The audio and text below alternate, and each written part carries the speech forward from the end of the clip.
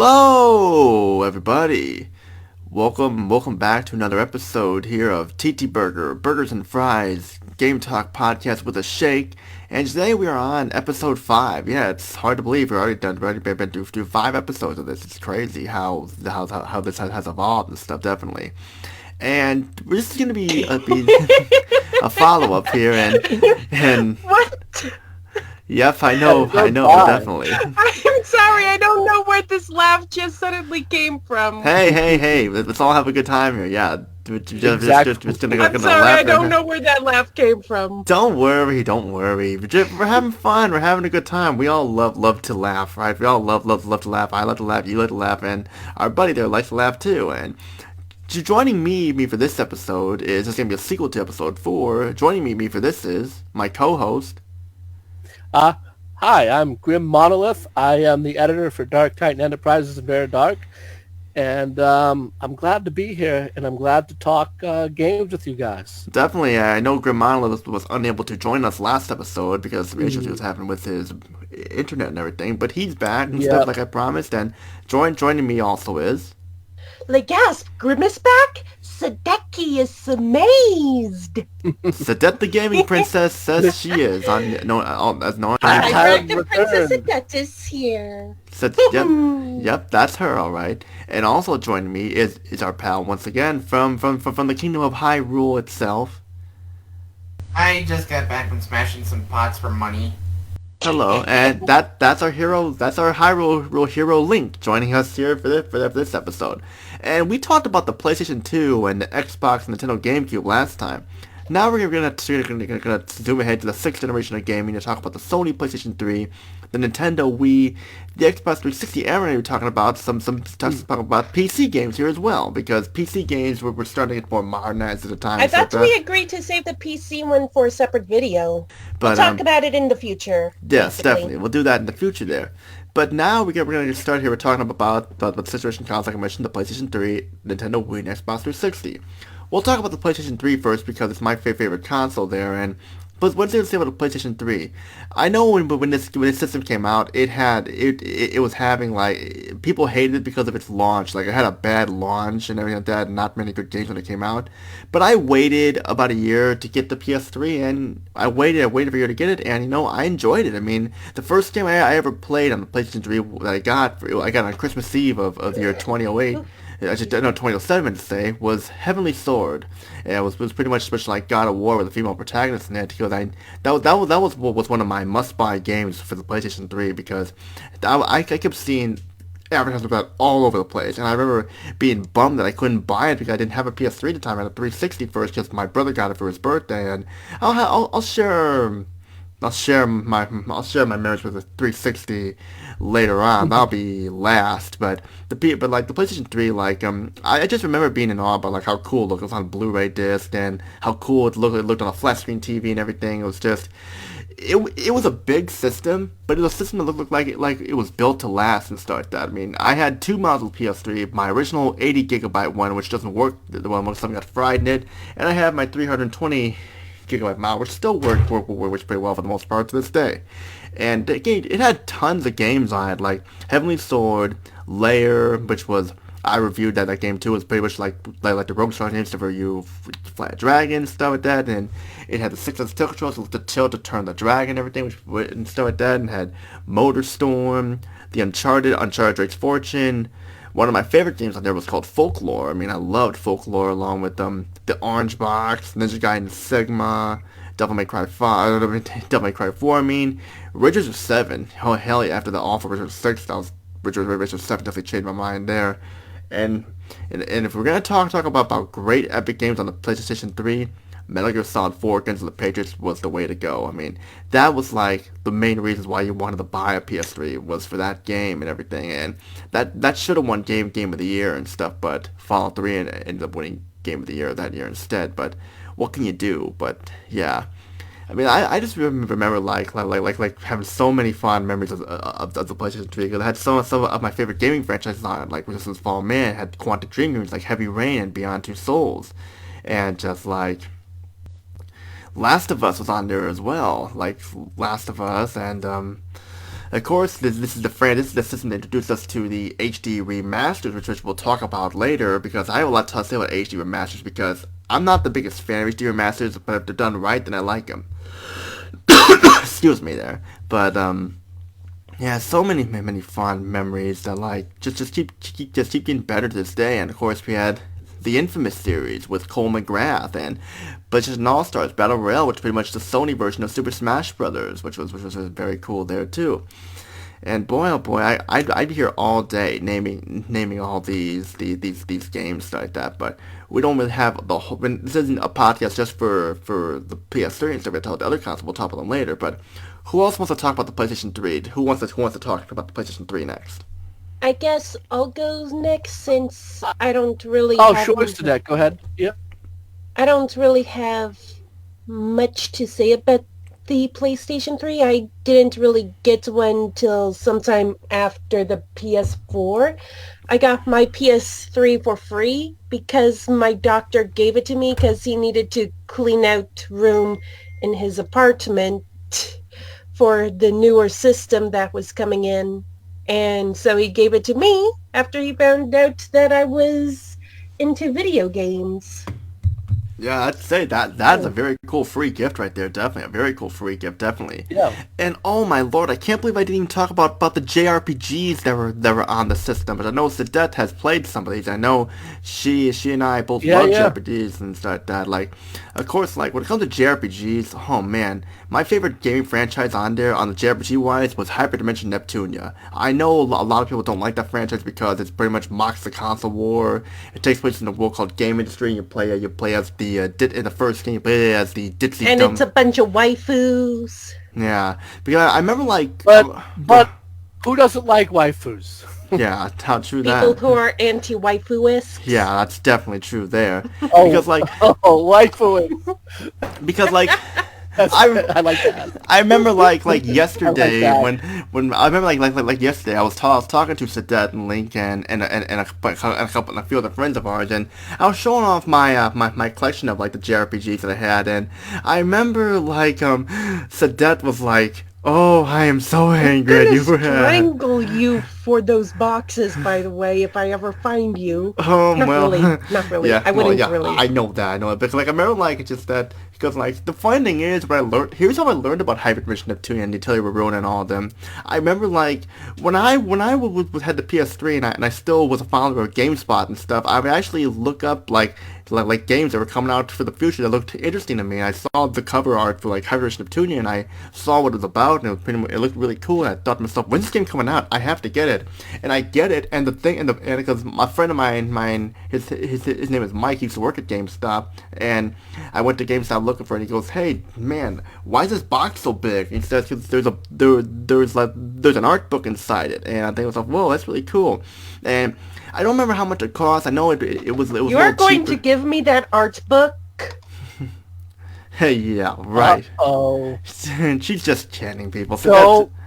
So that's just kidding. But like it's just like it was really cool. Like how the box was so big, and like when I got it home, I put it on my desk and showed it. And I was coming home from school, and I couldn't get a chance to play it right away because I was a senior in college and I had projects to do and tests to study for. So I didn't really get the chance to play it till like a few days later. I kept it on my desk for the time being, and like I remember like my dad came in the room one day and he's like, "What is this? It's a game. Why is the box so big? There's an art book in it. That's why." And I will admit that like when I first played the Why game, does the game have an art book in it?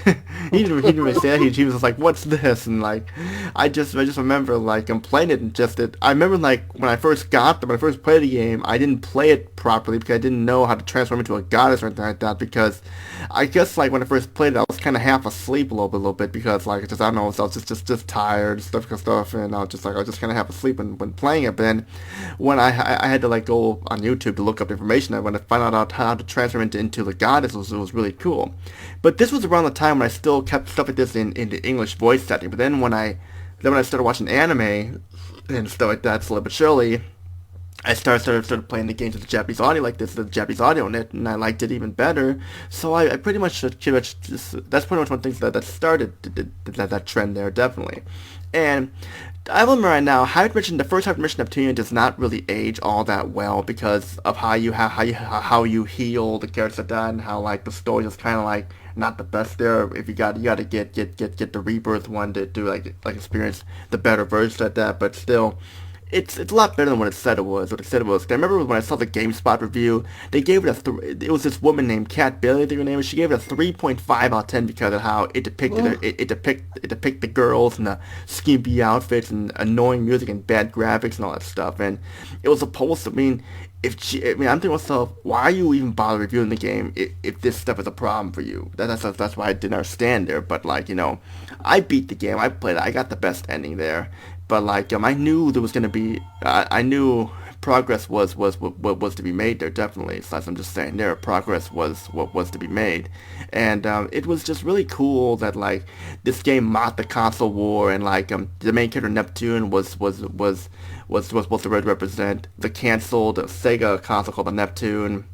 Noir, Neptune was Purple Heart, Noir was black. Was Blackheart, who resembled the PlayStation 3. Vert, who was Greenheart, resembled the Xbox 360. And you have Blanc, who was Whiteheart, who represented the Nintendo Wii. And it's just that Neptune was of Planeptune. And the Neptunia series also had an anime. Yes, and it was one of the first animes I ever saw, and I watched the whole thing in one sitting, and it was so good. And like I just remember like of course like Neptune was Planeptune, Vert was Leanbox, Blanc was Lowy, and Noir was Last Station. Yes, I know. I'm a dork. Yeah, I'm a geek. I know a lot of the stuff because I played. That is very adorkable. Thank you. Yep. Absolutely. And I'll just throw this out there, Tony. The best, in my opinion, of the Hyper Dimension Neptunia games that were on the PS3 was Victory. I don't know if you played. Did you play I have. Neptunia? I've played. Yep. I played the main four, but my favorite had to be Mark II because it introduced Nepgear, and I like Nepgear better than Neptune because Neptune was a ditzy dumbass, but Nepgear was smarter and more intelligent than Neptune. That's why I liked Mark II more. Only problem in the original version of Hyper Dimension Neptune, there's no reference of Netgear or any of them. They just like throw them in there like you're expected to know who they are and everything. But even though Neptunia Rebirth fixes this, it would have been nice if it was in the main version there and everything. But like it's just like, of course, he also supporting characters like Compa, who's a nurse, IF, you have too, and of course you got the main villain, R4, who has so many forms. R4, she's just so funny. But Victory was good, but just I liked Mark II more for some reason. Just something about Mark II I liked more. But what made you like Victory more? Just wondering. I just, it's the one that I played the most, and I didn't play through all of the Neptunia games. I liked the combat system on that one more. I liked the story on that one more. I think that they're all about equal, so I'm not going to take away anything from any of them. You know what I mean? Yeah, I know. I'm not going to really pit them against each other. I think that they were all enjoyable. Yeah. That just happens to be the one that I spent the most time on. So it's the one I kind of enjoyed the most. Definitely. So maybe I shouldn't say it's the best one. I should say it's the one that I personally you like the most. So that's understandable there. Yeah. But for me, if you ever played Neptunia games, everyone, be sure you put in the Japanese audio because it's much better and there's actually more voice acting and spoken dialogue in the Japanese audio when it comes to them, especially like Mark II and Victory because I don't know, if you played them in the English or the Japanese, like Monolith, but there's a lot less English voice acting in the game if you put in the English. And so because here's the thing, I played Mark II in both English and Japanese. And when playing in Japanese, I was thinking to myself, hey, I don't remember this scene in voice acting. I played it only in the English. I played in Japanese because Japanese, it's actually the lip syncing matches up, and it's actually. got more dialogue in it, and I was thinking to myself, "Whoa, this is I don't remember this I don't remember this or anything like that," because it was a little bit of turn off that the cutscenes in Mark II you use the in-game game graphics still instead of still images from Victory and Hyperactive Neptunia. They did change that stuff, but just it wasn't the big issue for me, so it wasn't the biggest issue at all. But like the main problem with Neptunia that I have is that all the DLC and stuff like that you get in, like how they milk that franchise to death on the portable consoles, so that's like the Vita and stuff. I just stick with the main games. I don't care for the spin-offs or anything like that. I try getting into the spin-offs, but I just can't get into the spin-offs for the life of me. I can't. I tried very hard. Understandable, yeah. Yeah, because like Hey, Tony, did you guys mention last time Sony's reversal on the decision to close down the stores? No, we did not, because like we were talking about the PlayStation 2 and stuff like that. We didn't talk about the PS3. Oh, right, yeah. I know this particular episode isn't about this per se, but hey, Sony has reversed their decision and they're not closing the PS3 or the Vita store.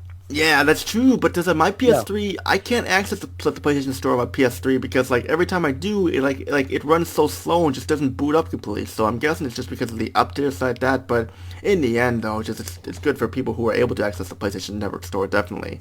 But absolutely, yeah. But yeah, like that was one cool thing about the PS3. All those Japanese like games, like we mentioned Neptunia, and of course the Atelier franchise. Like I know Sadet is. I was gonna mention on my list all the Atelier games, what we pronounce which are games that I definitely enjoyed. Yes, did we want to give Sadet her list of PS3 games? Well, I want to mention something first about Atelier because I know. Oh yeah, go ahead. Sorry, Sadet, Go ahead, this happened yesterday as well when I was showing off my collection. I showed her the big the big collector's edition I had of Atelier Verona, Toturi, and Meru, and I know Sadet is really wants to see the shirt I have that has the word barrel on it from Meru, but it's buried in my closet somewhere, and I don't want to dig out to make a mess, but yeah, because like it's just the first game had the big case like Neptunia did, and Sadet, I know you're listening, and I know Sadet's listening, but yeah, you remember the big art book, don't you, have Atelier Verona that I showed you yesterday? I was just telling them, like, when I showed off my Atelier collection yesterday of the Ireland games, remember You're giving me that art book. yeah, in your dreams I give you the art book. I know you're just joking there, but it's just, yeah, like I don't think she's joking, Tony. It sounds like she really wants your art book. Well, how about this, Sadet? After this podcast, I'll show you what it looks like. I think it's better than nothing. I'll show you. I can show you what it looks like and everything. It's better than I could actually just find it online. So okay, yeah, but like just that. I'm just mostly messing I know around that. But like it's funny that like whenever I play the Atelier games, when you're like mixing everything together, I get hungry. I mean, I get hungry for food and want to eat something. I know what you mean, especially when the foods you can make in the game look so delicious. It gets me hungry. Have you guys played the new one? I picked that up. Which and one? It had the Risa 2? You mean the second Ryza game? Yeah, the second Ryza game. Yeah. And played it beat it. Oh yeah, I have on getting my equipment to take out the optional boss after beating the final boss. Awesome. Oh, Yeah, nice. I am halfway through it right now. I am playing the PS5 version. We can save that conversation for the Switch and PS5 conversation. Yeah, definitely. But like, here's the funny thing with me when it comes to the Atelier games. I never beat an Atelier game, but I got far in them. But I always keep wanting to buy them because that's how much I love them. I never really beat one. I still love them and stuff like Atelier Verona, Atelier Toturi, Atelier Meru. Meru was probably my favorite of the bunch, and I remember like the critics were bashing Meru because of her outfit and all that stuff. Like just that she's wearing short shorts and stuff like that and stuff. Big whoop. It's not a real character. It's a video game character for crying out loud, people. And of course, the same with Verona and Toturi. As we like to call them internet or Twitter Puritans that want to cover up anime characters, which is kind of silly in my opinion. But Yeah.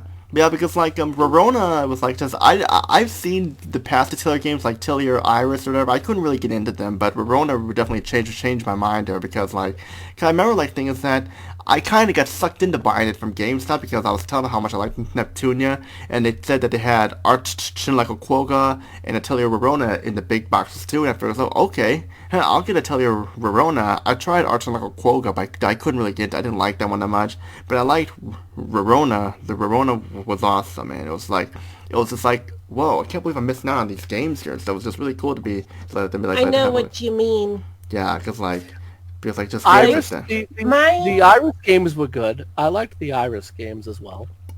I liked those as well. Go ahead. My first like exposure to the Atelier games was Atelier Mataru Yeah.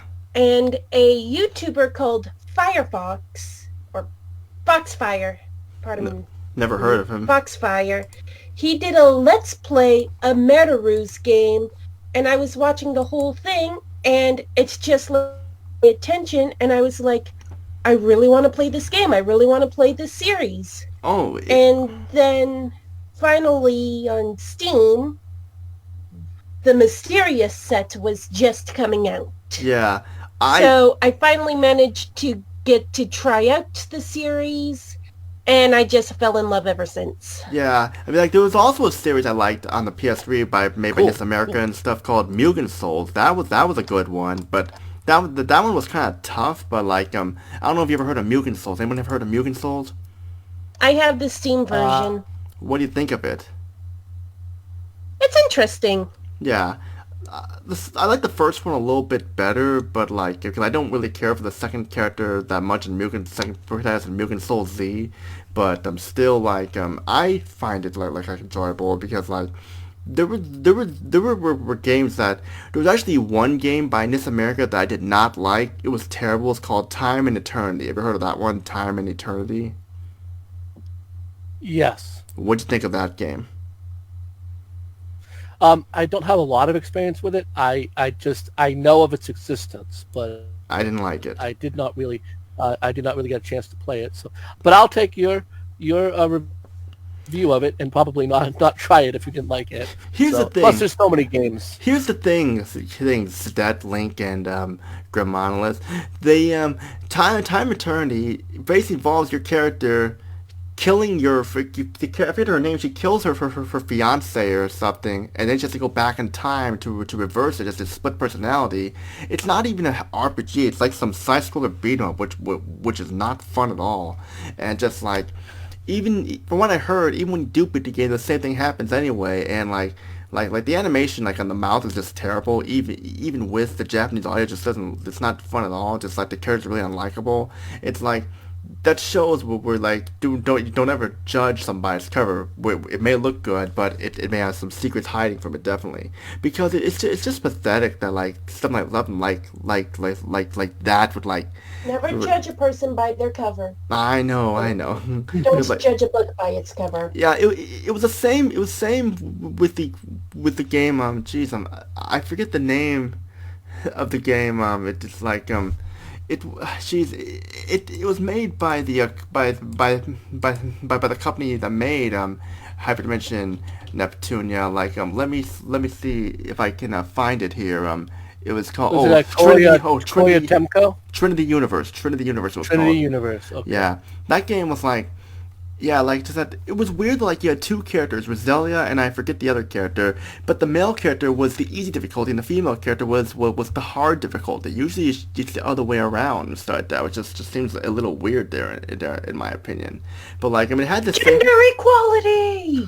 Yeah, but like I remember how the Neptunia scenes are like, where it's got the still images with the characters moving their arms around a little bit and stuff. Trinity Universe was like that. That's what introduced them that type of cutscenes, and Neptunia kind of like added on to that. But still, like, just that the game was just not very fun. Like Roselia was kind of an interesting character and stuff, but that was basically it. And of course that annoying beep beep beep beep beep beep. And throughout the game, you would hear, but like when a briefing was going on and stuff, and just it was just like Right. So let me run down my kind of list. It's not super long for PS3, and the reason for that is I as well got a PS3 a little later.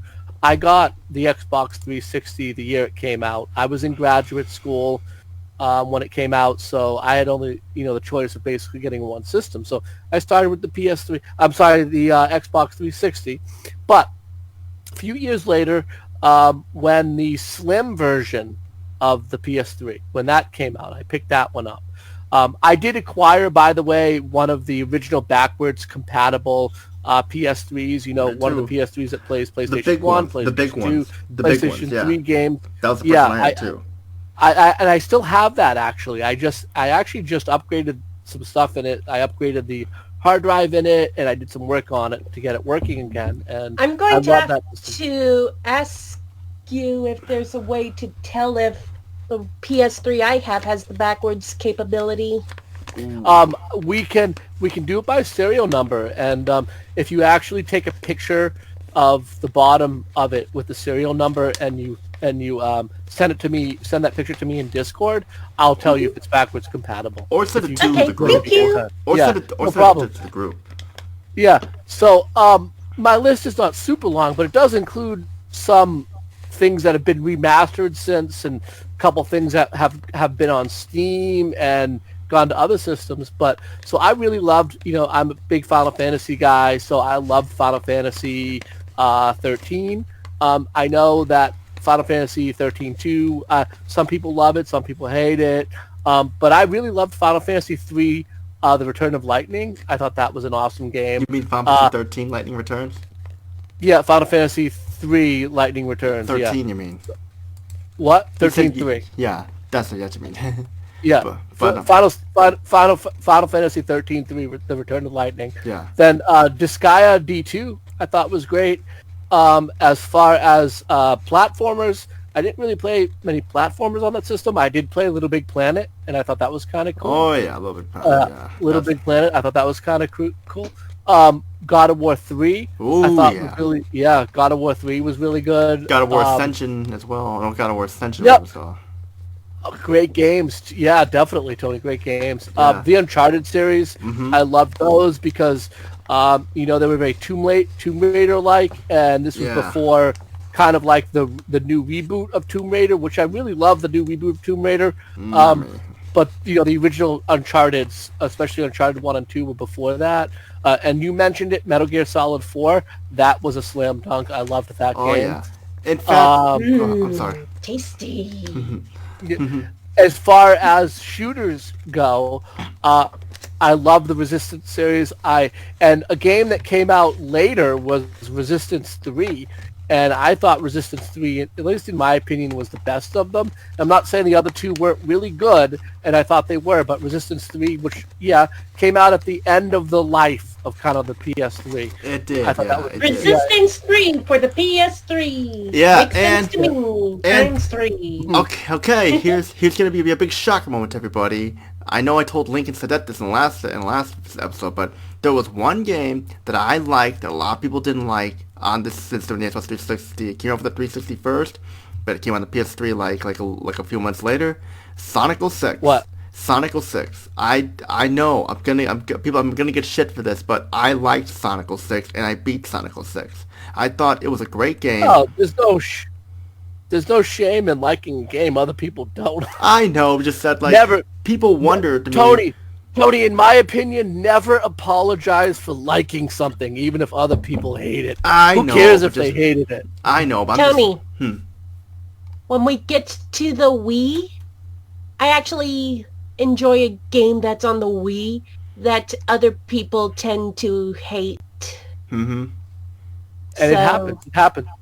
So my list is almost done. As far one more shooter, the first time I played Far Cry Blood Dragon, which was an expansion for Far Cry 3. Well, it was a standalone, but I love Far Cry Blood Dragon even today. I actually have the Xbox Live version of it on my Xbox Series X I love that game. Oh, nice. And just to run down the list quick, Demon Souls. I love Demon Souls. The first Last of Us. Yeah. Evil Within #1. I love that. And as far as RPGs, the original Ni no Kuni, which I know got a remake on the or remaster on the Switch, but I originally played it on the PS3.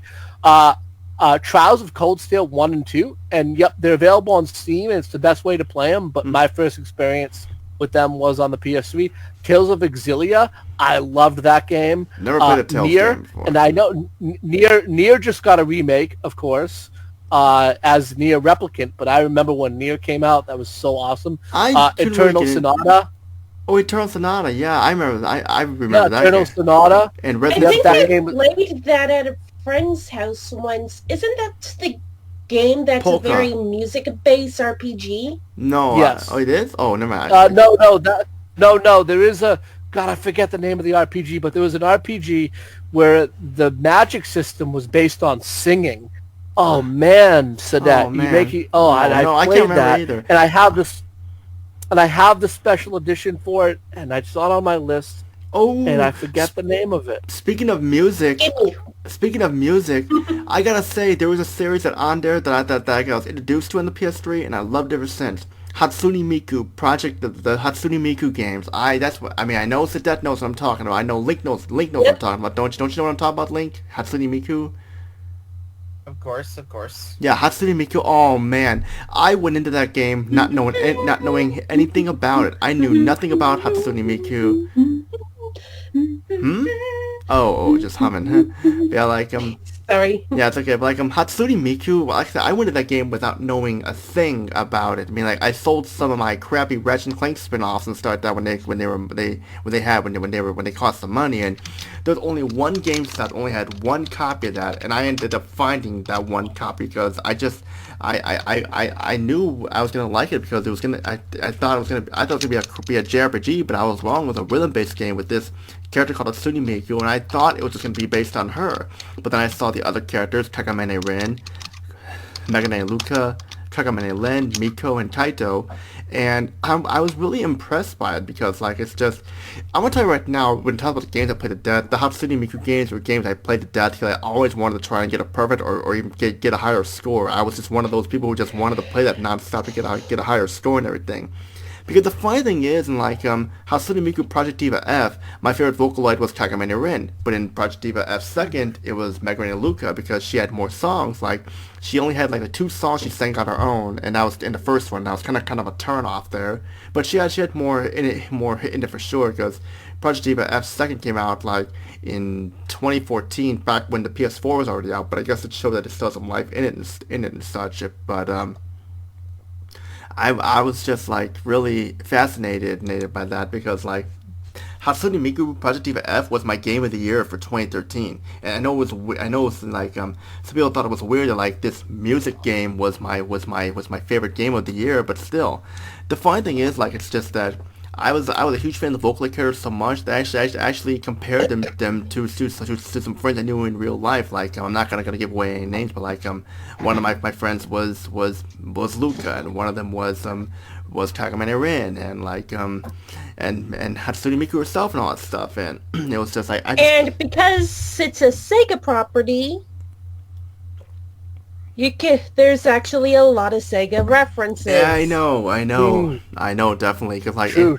Yeah, definitely, because it's got a Space Channel 5 costume in there and all that stuff too, and of course they got the dating sim part too, where you where it's kind of like a dating sim where you are with the Vocaloid, you play patty cake with them or rock paper scissors or all that stuff, and when they do patty cake, they sing Yankee Doodle in Japanese, which is actually kind of funny. Well, Megane Luka herself sings it in English because she's fluent in both English and Japanese and stuff. So and the song Online Game Addicts is actually taking place in another game's world. Because my favorite song in Project Diva F was Tengaku, sung by Kakamine Rin, and my favorite song in Project Diva F second was Blackjack by Megane Luka. There it is. Yeah, but don't play it because I don't want to get a copyright strike at that. I'm not going to play it. I'm just going to say Online Game Addicts from one of the Vocaloid games. The stage is actually the stage area from Phantasy Star Online 2. Oh, okay, that makes sense there. Yeah, that makes sense. Of course, definitely there. But like, I remember like back to the RPGs, there was also a JRPG game called Resonance of Fate made by Sega, and that was an awesome game. There, Resonance of Fate. That was a great game, definitely. That and another, I believe, Sega game, Valkyria Chronicles. That was on the PS3. I didn't really care for That Valkyria Chronicles. I couldn't. It was tactical. Like, I'm not a fan of tactical RPGs or tactical strategy games, so I had to pass on that. Understood. So you wouldn't be a fan of the Disgaeas either. Nope, I probably wouldn't. But like, I did I like got you. Eternal. I did like Eternal Sonata. I did like Drakengard 3, even though it's not a JRPG. Star Ocean Last Hope. Never played Star Ocean. I thought that was pretty good. And Fairy Fencer F. Never was on played the that. PS3. I did play Cross Edge, but Cross Edge was just meh in my opinion. I didn't really care for Cross Edge, but I mean like it's just that the only good thing about Cross Edge was the music. All I liked about Cross Edge was the music. I think a lot of these JRPGs all had really good music. Mm-hmm. Ones that I played, ones that I didn't play. I remember like the music scores for just a lot of these JRPGs just were incredible going into the PS3 era. Just Yeah, they really landed it on music. You know. Definitely, because I also remember there's another JRPG that there was also not JRPG. There's also Lollipop Chainsaw, which I actually have the Japanese version, which is a multi-language version. I got that one because it's uncensored and stuff. I have the 360 version of that. Yeah, I got the Japanese version. So if I ever review the game, you're gonna see a review of the Japanese version. So yeah, just saying there. I believe the just so you know, the 360 English version is also uncensored. It wasn't. I heard the versions in the West were censored. So I'm just that's what I heard. So don't. I was under the impression, and I could be wrong. I would have to look into this. Yeah. That the PS3 version was censored, but the Xbox 360 version was not. And I could be wrong. I'll look into that, and I'll find out. Yeah. Speaking of games Another that time. had a strange version exclusivity, would be Tales of Vesperia, because I know one version of the game was for the PlayStation, which I believe is the international version. Well, Japan had a version for the Xbox only.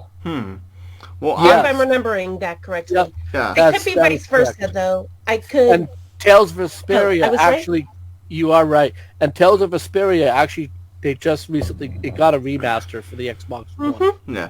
Because And I do want that it remaster. and it also got to port to the PC and Switch. did not know about that. Yeah, I never played a Yep. Tales of game in my life, but if there is one game that we should talk about, it's Ninja Gaiden Sigma. We should definitely talk about that because that's how Bless you. Thank you.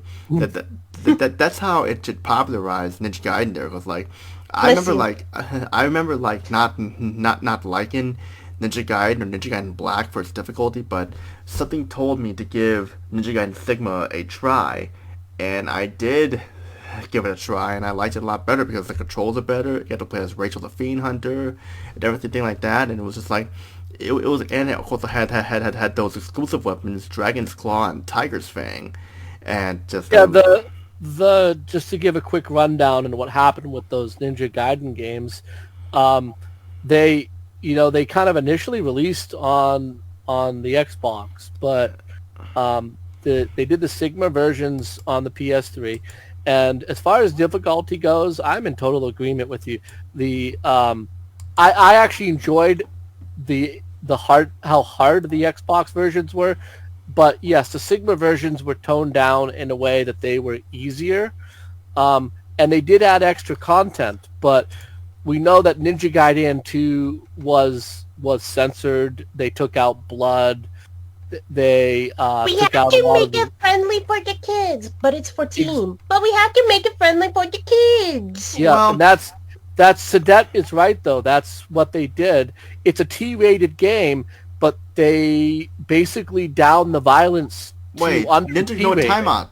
Ninja Gaiden Sigma Americans was are overly M-rated. sensitive. Ninja Gaiden Sigma was That probably offended somebody out there, so I'm sorry about that. Sigma was M-rated. Sigma was M-rated, not it was rated. It was But rated M. but it was M-rated, but they censored the second game. No. They took out. Yes, they. I have the games. I recently played them. They took out the blood out of the second game. Not all they the took blood. out a lot of the. Not They all took the out the decapitations.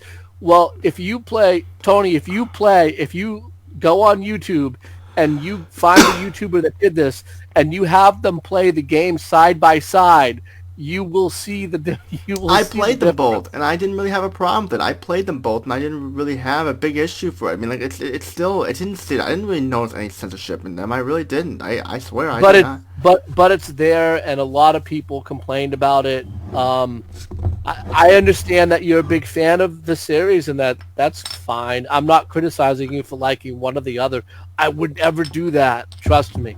I wouldn't do that. Yeah, I'm just Secretly judges you. going off topic here I'm about just kidding. I'm just kidding. I'm just saying that it is a fact. It is a fact. They did tone down stuff in Sigma 2, and they did it. And if you don't believe me, you can go and you can YouTube it. You can look. It happened, but and it was because they felt that they were getting complaints. They were getting complaints about the violence in the game.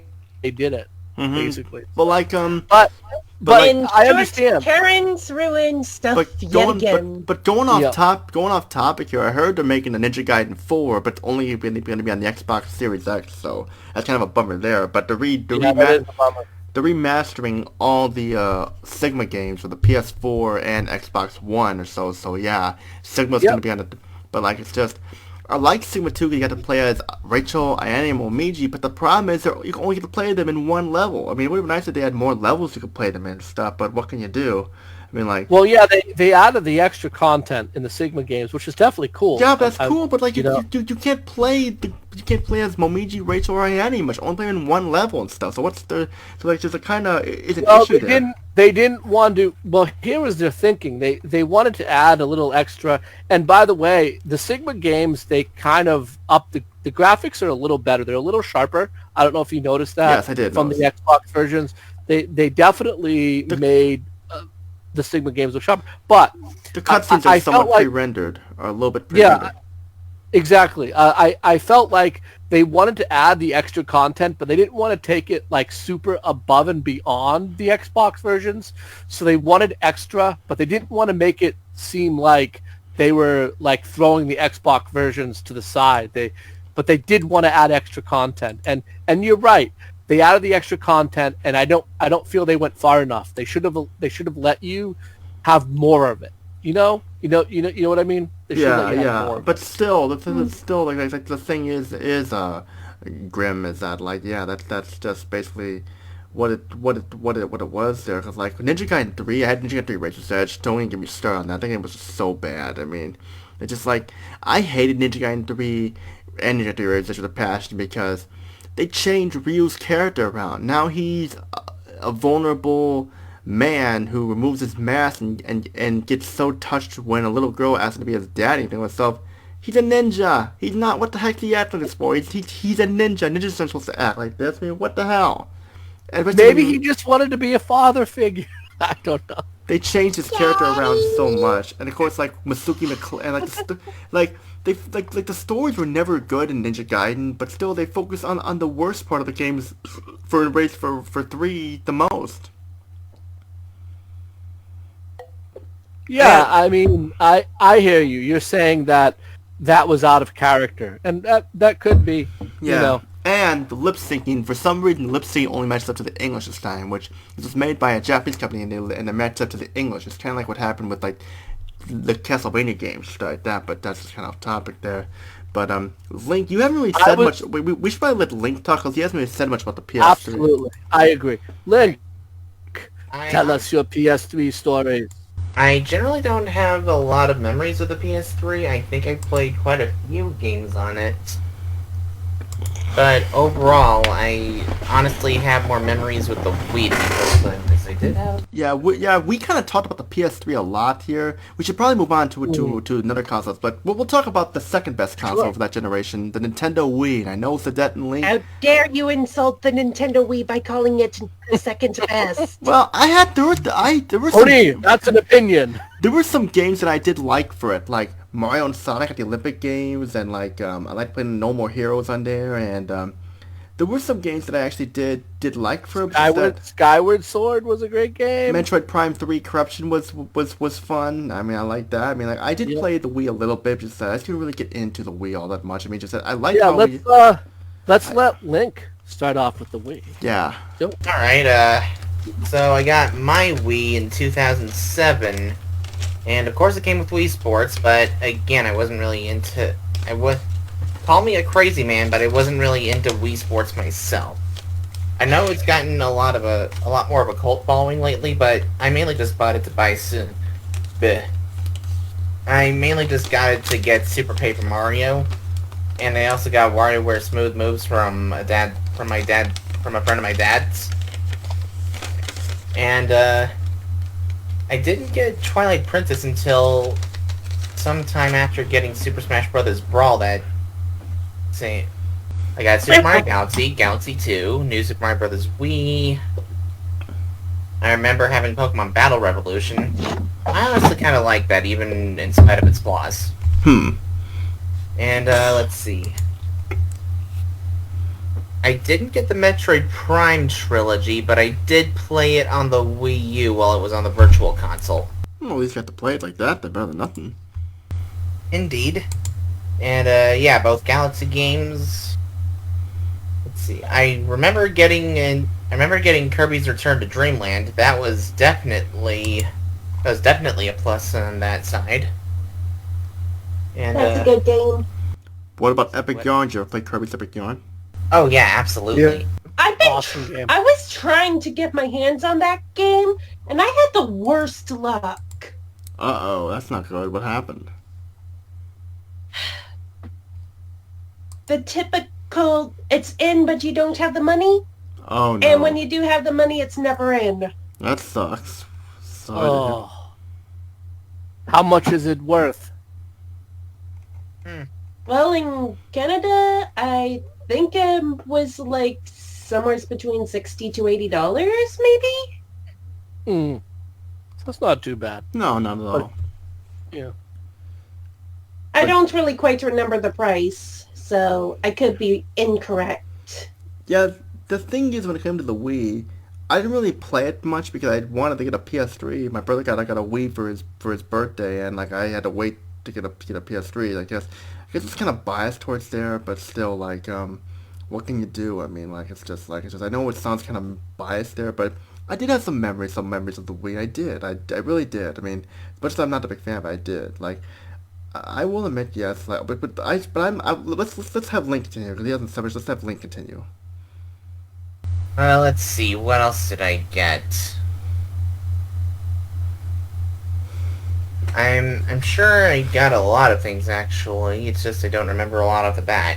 In terms of the Virtual Console, though, I got a lot. Like, I got to complete Super Mario 64 for the first time. I got to complete Ocarina of Time. I got to play Majora's Mask for the first time in my life, and that ended up being something special. I did play Resident Evil: The Umbrella Chronicles and Darkside Chronicles. Couldn't really get into them, but I did try though and stuff. So it's also where I ended up playing my favorite game of all time, Chrono Trigger. Ooh, interesting. Yes. I didn't Incredible know, game. I didn't know Chrono Trigger was on that. Virtual Console, yep. Well, I'll be damned. I also got a taste of Sonic 3 and Knuckles on that old thing. Yeah, because like didn't I think Nintendo struck a three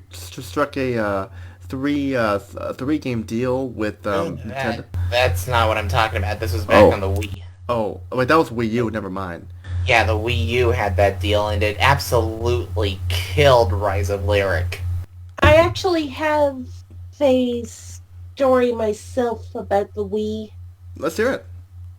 So, I originally got my very first Wii system for Christmas, and couple years later when we were living at this one house. I don't really remember where exactly, but somebody broken into the house and stole all of my Wii games and my Wii system. Oh, Oh no. And they stole man. all but one Wiimote Oh no, that's awful. because they couldn't find that one Wiimote. Oh, that sucks. I don't mean to laugh, but it's just like they couldn't find the one Wiimote. Oh my god. That reminds me, for some But- reason... Oh, go ahead. But it got replaced. I got all but one game replaced, being one of the worst games I've ever played. Sonic and the Secret Rings. I really did not like that game. Oh god, I played that too. That game was garbage. It was, and yet there's people that are defending it. I know. Black Knight's better than that. Didn't care for any of the Sonic games on the Wii because of the controls. I couldn't. Anyways. Sorry. Ended up getting a second Wii system because of the coverage and stuff that we had.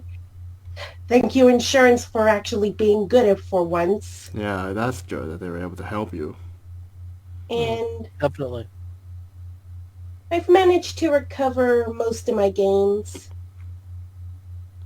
That's good. Definitely. Then my second Wii ended up dying because some dust gotten in it. So instead of my mom sending it to Nintendo, she got rid of it and bought me a third Wii. Well, that's good. I got a new one in the end. That's good. That was actually a That good was used.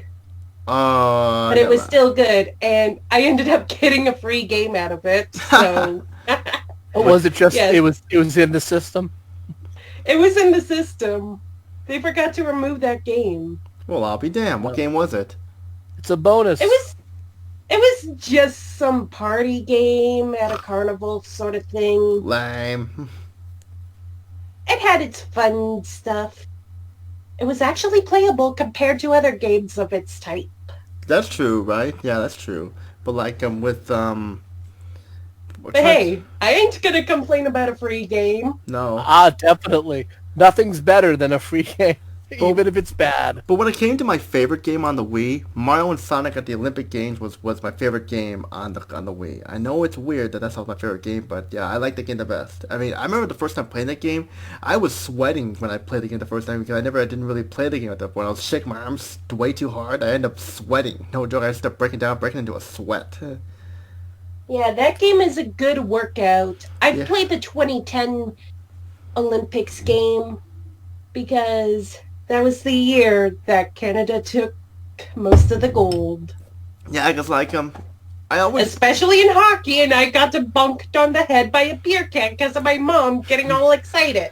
Who was your favorite character in the Mario Sonic Olympics? Which character did you play as the most in that game, Sadet?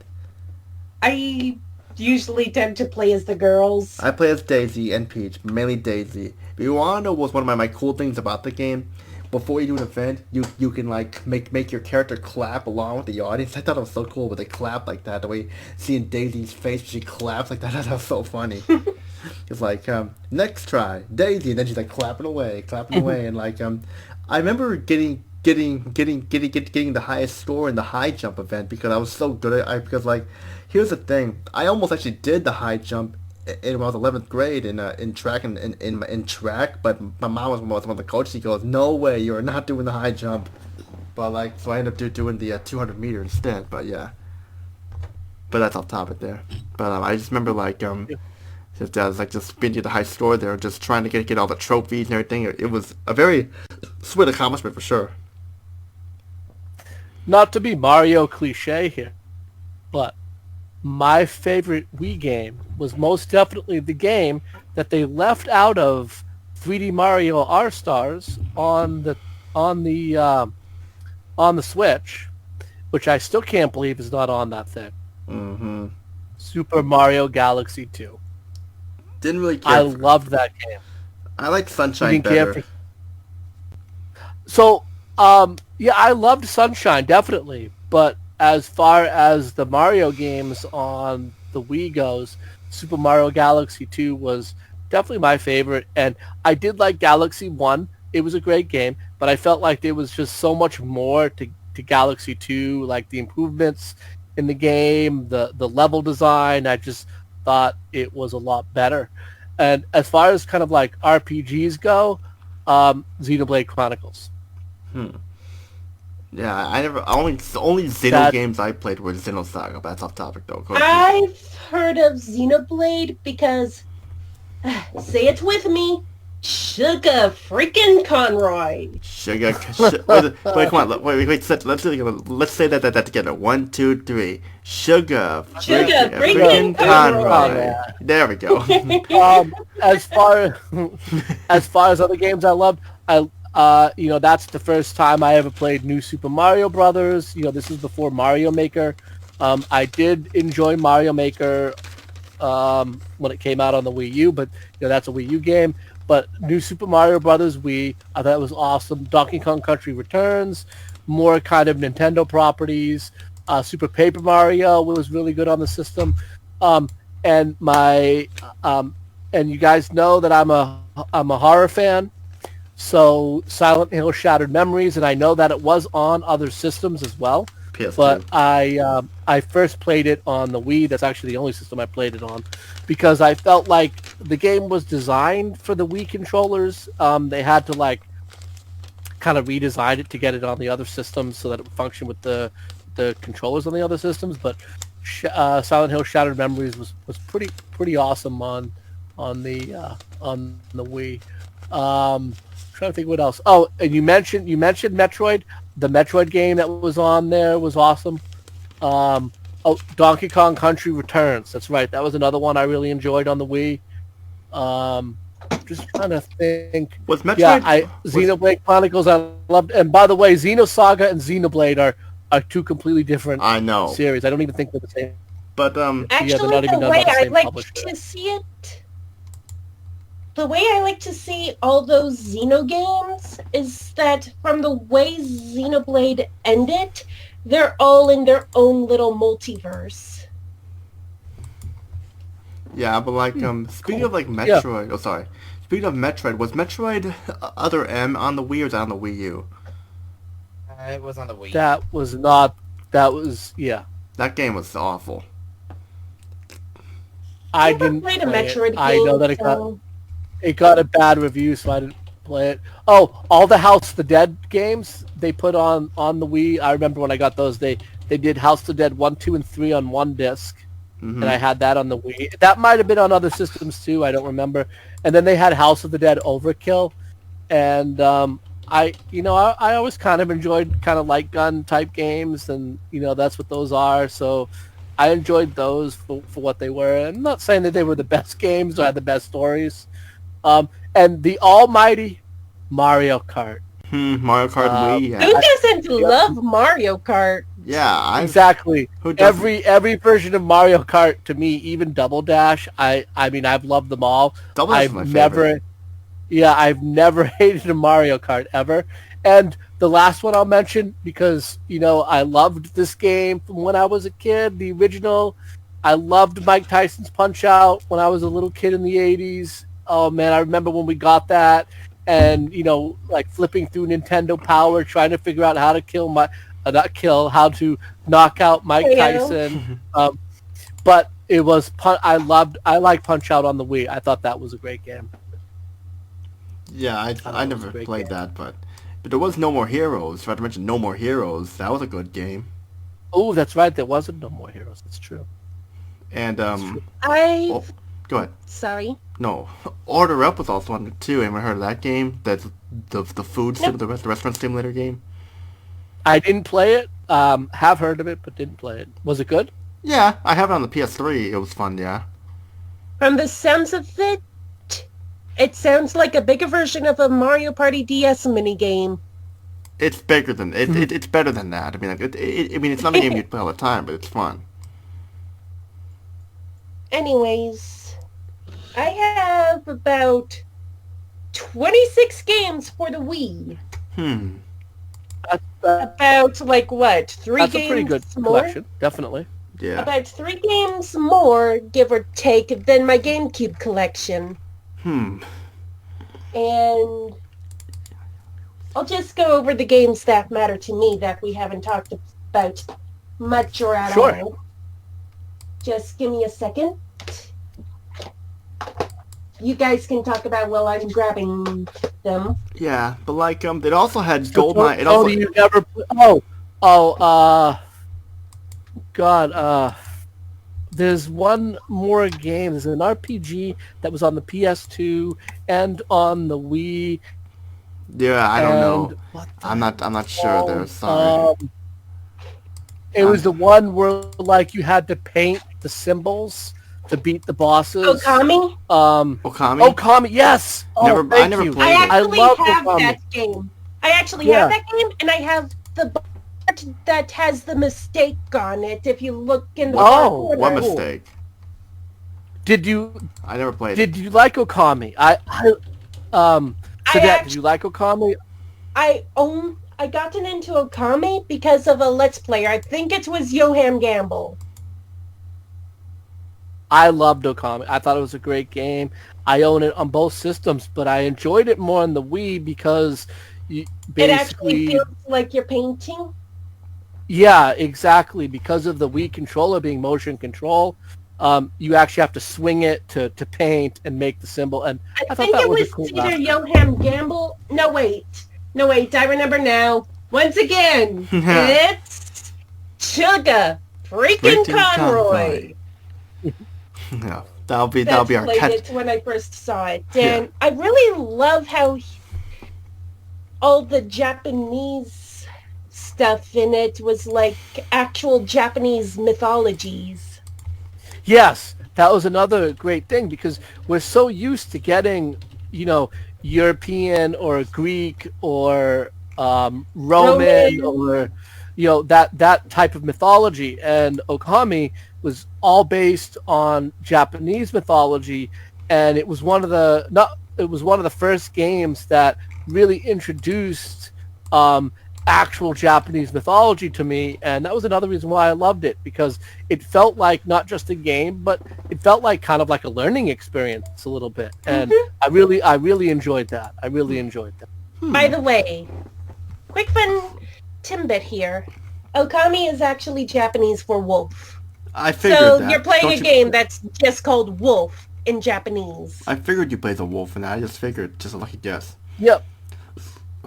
No, Okami actually translates to wolf. Huh.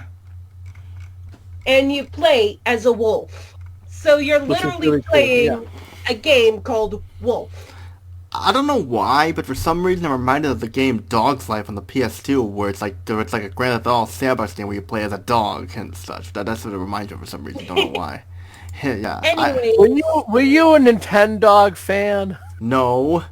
My cousin anyway, was. played it. guys, Go ahead. Yep. Go ahead, Sadet. I finally grabbed all the games that I want to talk Cool. about, and it's quite a bit. So Oh, go I'll ahead. try Go to through go 'em. through the ones that I can get through the fastest. Link's crossbow training. Oh yeah, with the With the Wii Zapper. with the Wii Zapper. Right. Only reason people have the Wii Zapper is because of this game. And I'll be honest, I actually really liked this game. It took me a while to beat it, too. Me not being a Zelda fan, I just couldn't really get into it. But like, I like the Zapper though. So, yeah. Yeah, but I wish there was. Really good game. I wish there was an Makes full F-Zero. use of what you could do with a crossbow on the Wii. Mm-hmm. I wish there was True. I wish there was an F-Zero game, like F-Zero GX. That would also be a sequel with the F-Zero, that's for sure. Oh, I love those space fighters. Yeah, they didn't do anything like that. Yeah. F-Zero GX, still have- F-Zero was a space racer, not a fighter. I mean a space racer. Sorry. That's what I'm saying. I'm sorry. fair. They're called gravity racers. Yeah. They're called gravity racers. Yep. Yes. And those G diffusers are terrible for the environment. Yeah. There were two games. There were two games on the Wii that I did not like. Excite Trucks and SSX Blur. Couldn't get into any of either of those. SSX Blur was a disgrace. SSX and Excite Trucks. I'd rather play Excite by 64 and Nintendo 64. Thank you very much. And Tony, speaking of what you were talking about, why I was kind of sad the Wipeout series went away as well. Talking about gravity, Gravity Racers. Yeah. They never did any new wipeouts. There was no. I don't believe there was any wipeouts on the PS3. I think the only wipeouts that they did, there was a PSP wipeout, and then that was kind of it. They had Wipeout HD and stuff, then the Wipeout the Omega Collection, but that was basically it.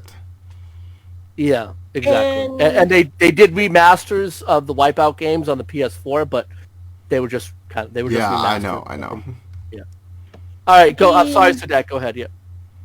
The next game I'll quickly talk about is Tales of Symphonia: Dawn of the New World, a sequel to the original Tales of Symphonia, which kind of had a bit of mixed results, but it's still a good game. Yeah, it's okay. I'm just throwing my 2 cents on it. It's okay. The Tales of Symphonia is a lot better.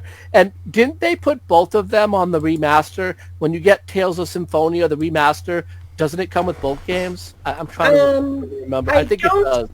I believe that Dawn of the New World is exclusively and only been on the Wii system. I could check because I do have the remaster disc, but I should. You go check. I'll look that up. Anyway, keep going. Yep. The game's actually pretty good. It does follow some of what was learned, and if you paid attention to some of the characters from the original games and their likes and dislikes, like for example, in the first game, Lloyd despised the word justice. So there's a point later on where you kind of have to remember that from the first game. That Lloyd hates the word justice. So the Tales of Symphonia remaster, which does have both games on it. Does have. Okay. Yeah. All right. Sorry about that. Keep going. Yeah. Yeah. If you play the first, pay attention to Lloyd. It will help you figure out something, even though they poorly made this wrote on how to make the decision. The top one's the left, the bottom one's the right once you get to this point. I'll remember that. But like, anyways, yeah, the game's really good. I really like it. I wish we got a. I love all the Tales games. Though I'm stuck on one of the bosses, but we all get stuck at one point or another in a Tales of boss. Yeah. I remember... Because of one stupid thing or another. I do wish there was I do wish there was a Rogue Squadron, another Rogue Squadron game on there, but that wasn't going to happen, but still, it was fine though. Next game is a bit of an embarrassing game that I like. It's not really much of a game and was considered Nintendo's worst E3 What is it? presentation. Wii Music. Oh god, I don't want to. I actually like Wii Music. Wii Sports, Wii Play, all that stuff. I don't give a shit about that stuff. Wii Sports Resort. Didn't care for it. Like, I played the Wii Sports game, especially with my dad. We would always play bowling or boxing. And when we start playing boxing in Wii Sports, we really tucker one another out. Oh, nice. To the point that my mom is worried that we're going to end up accidentally punching each other. That's funny. Third Harvest Moon game I've ever played, Tree of Tranquility. Really good game. One of my second favorite Harvest Moon game I've ever played. Nice. And this was before the fallout where Harvest Moon was changed to Story of Seasons because of something going on between this company and that company. Huh. Because one company owned the actual games while the other company owned the name. Harvest Moon. I never played a Harvest Moon game ever. I hate those IP battles. It ruins games. It's too bad. Yeah.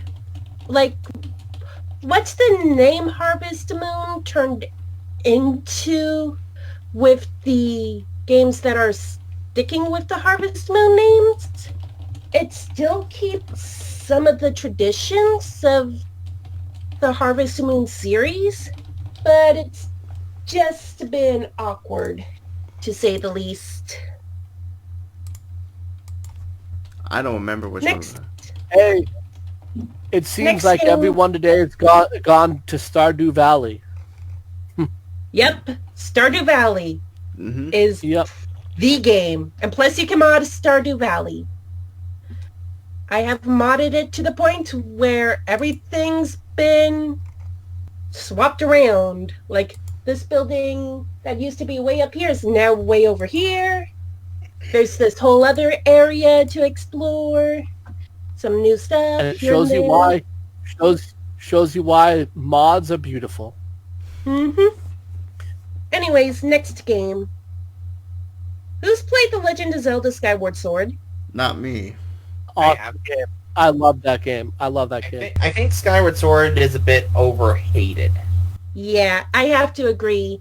Like, Because to me, back when it was released, it was absolutely pulling in the...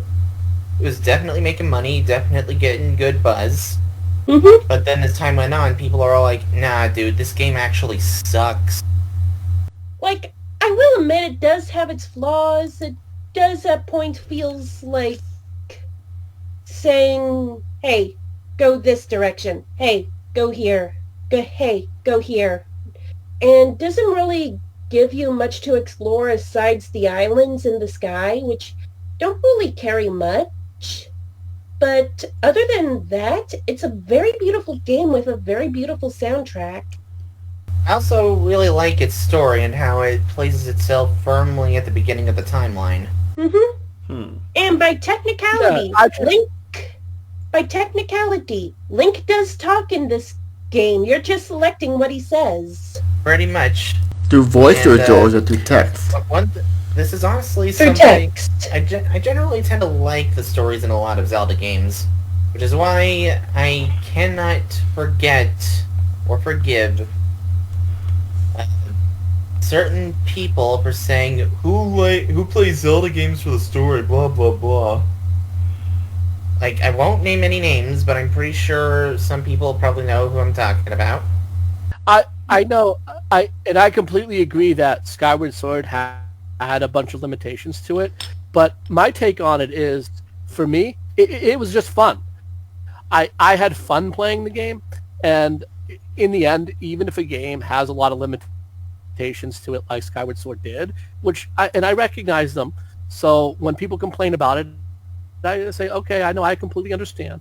But at the end of the day, I had a lot of fun playing it because of the soundtrack, because of the story, because of the aesthetics of the islands, and so all of that just gave me an experience that I enjoyed.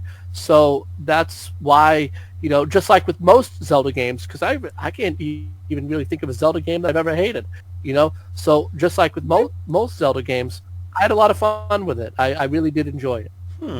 And if you think about it, Skyward Sword is pretty much like the prototype to Breath of the Wild, with the stamina meter, a bit of exploration in the main overworld, and all that. True. It was very limited, but it was like the experimental version of Breath of the Wild before Breath of the Wild became Breath of the Wild. If you want to think about it like that, Yeah. that is. Yeah, I get what you mean. Yeah, well, they definitely took a lot from that game and put that into Breath of the Wild. Most definitely, I totally agree. Dance Dance Revolution Hottest Party 3. Love this game. Got a really good work out of it because I always use the dance mat. I also have another Dance Dance Revolution game for the Wii that also involves using your arms as well as your feet. I also have a game called Final Fantasy Fables Chocobo Dungeon. Really nice game, really cute. I enjoyed it. Good game. Sonic Colors, really good Sonic game for the Wii. And Sonic can actually swim in this one if you know what you're doing. By jumping. Kirby Return to Dreamland. That's a really good game. I think we talked about that a little We earlier. did, yeah. Really good game. I really like the story in it. Really cute. Then again, it's Kirby. How can it not be cute? Poke Park Wii, Pikachu's Adventure. Loved this game. Really loved this game. cute story minigame collection game. Some of the Pokemon were really hard to recruit in that game, by the way. Anyways, I'm going to talk... Now that I got through those games, I can finally talk about one last game. Sonic and the Black Knight. How is that your favorite? A lot of people hate this game, and I don't blame I never got a them. chance to play it. I never played it. I don't blame people for despising this game, because it's another storybook Sonic game that has something wonky about it. But I personally love the story of how Sonic ended up in the world of King Arthur. I loved the bosses. I actually love the stages. I love the music. Yes, some of those stages are annoying. And the final boss, while she was easy, she actually challenged Sonic's ideals. So like a moralistic kind of message to the end. Mm-hmm. Yeah, I don't... And Sonic's That's pretty cool. Sonic's response is, what's the point of living in the world that never changes, that never ends? A story with no ending is no story at all. Because every story does have an ending, no matter how long that story is. Mm-hmm, that's definitely true. Well, don't tell that to the never-ending story. Even the I don't know never-ending if that- story had an ending. It's Well, just true. one that starts all over again. hmm, Kind of like a game. yeah. A game I don't know ends, if all but of- you can have start all from of the you- have beginning all- to go through the story again. Have all of you seen the never-ending story, the '80s movie? Nope. Nope. But my favorite song from Sonic and the Black Knight is the final boss theme, With Crush- Me. Yep, Crush 40 made some really good music. Actually, the original version wasn't made by Crush 40, if I recall. That's in the game. The Crush 40 version was in the album release. Oh yeah, I remember that. Same with their version of All Hail Shadow as well. Mm-hmm. Yeah. Just saying there. If I you, just if love any how of you- some of this cast just fits some of the Sonic characters, they just kind of fit the characters from the King Arthur story. I think that's what they were trying to aim towards. Mm-hmm. It's probably what they were trying to aim for, yeah. But if you guys ever get the chance, try to play this game with a more open mind. You might find it actually fun.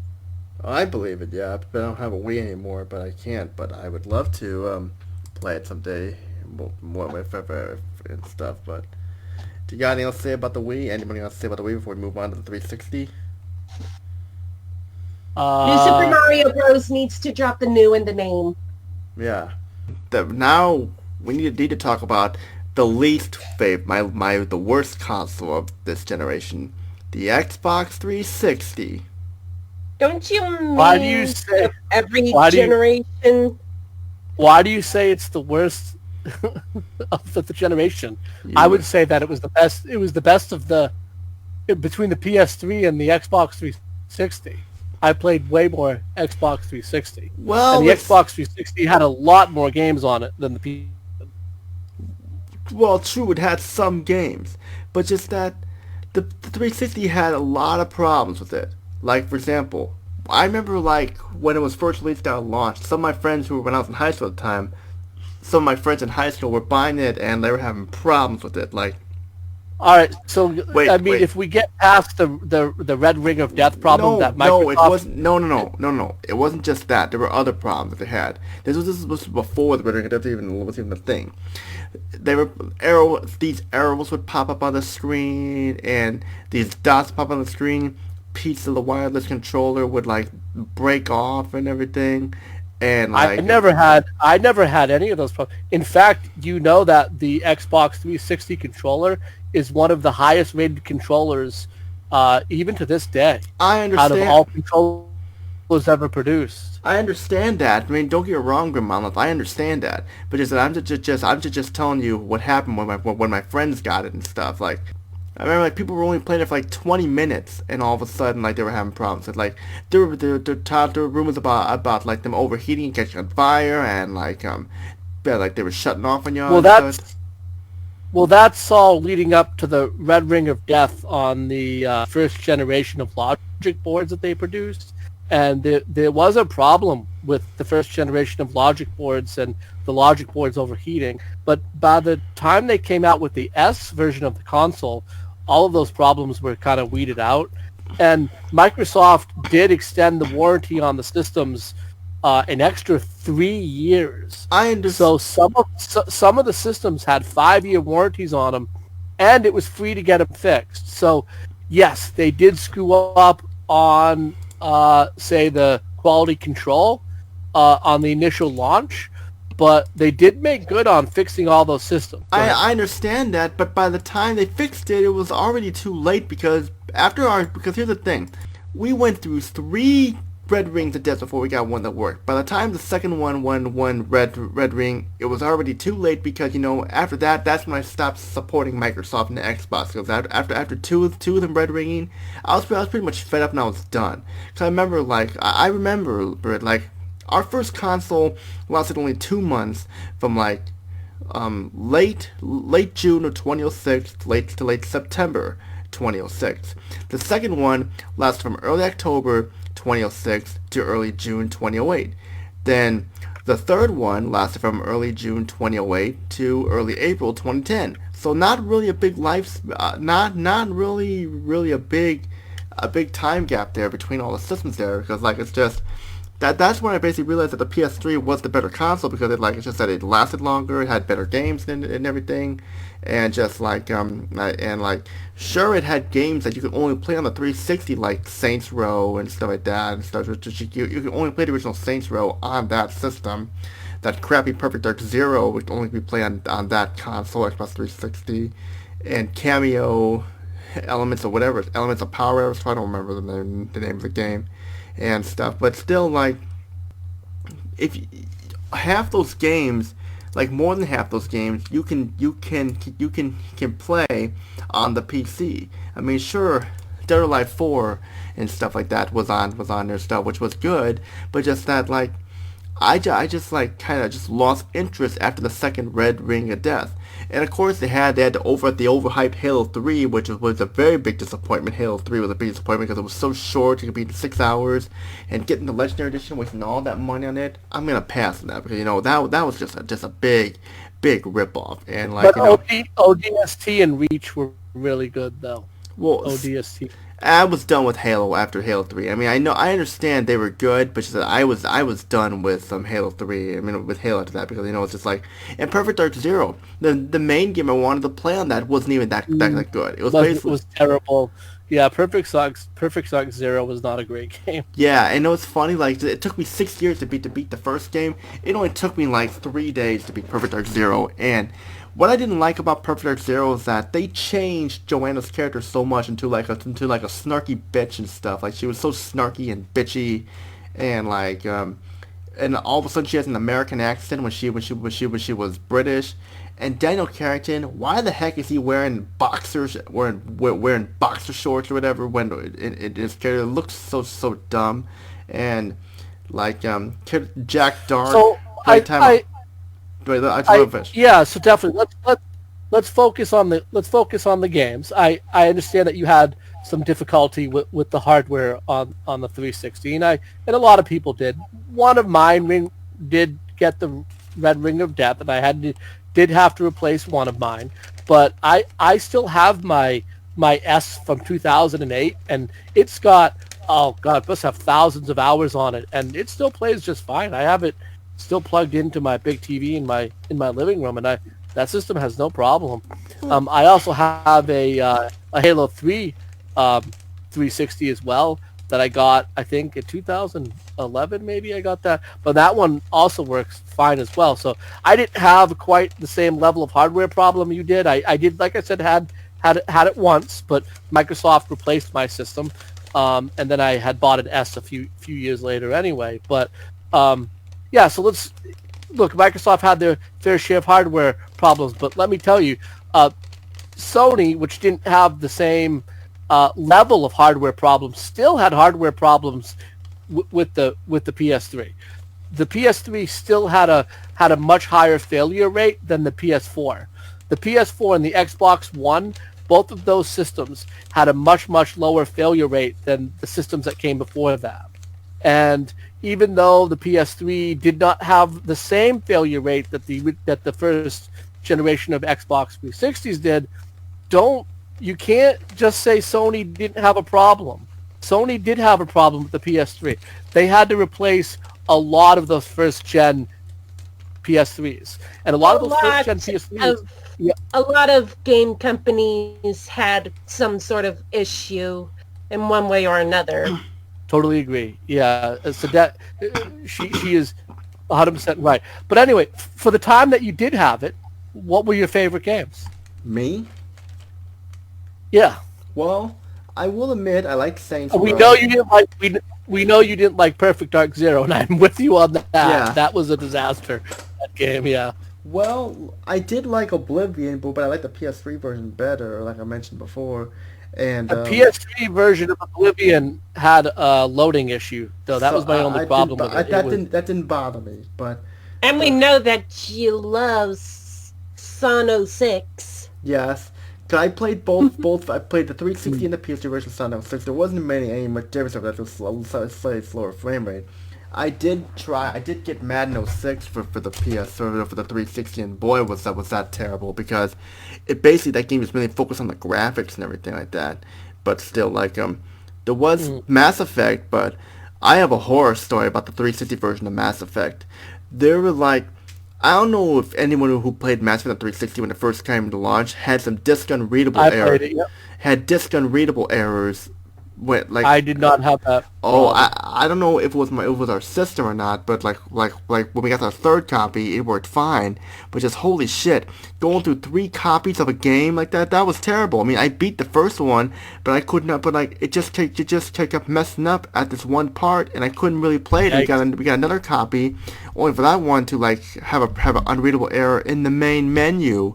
So I couldn't do that anymore. I couldn't do that. And like and you went through 3 copies? Yes. In fact, man, that's unlucky. That sucks. And I'll tell you right now, when I got the third one, I was very nervous to play. I was very nervous to play the third one, because I was afraid that one was going to act up too.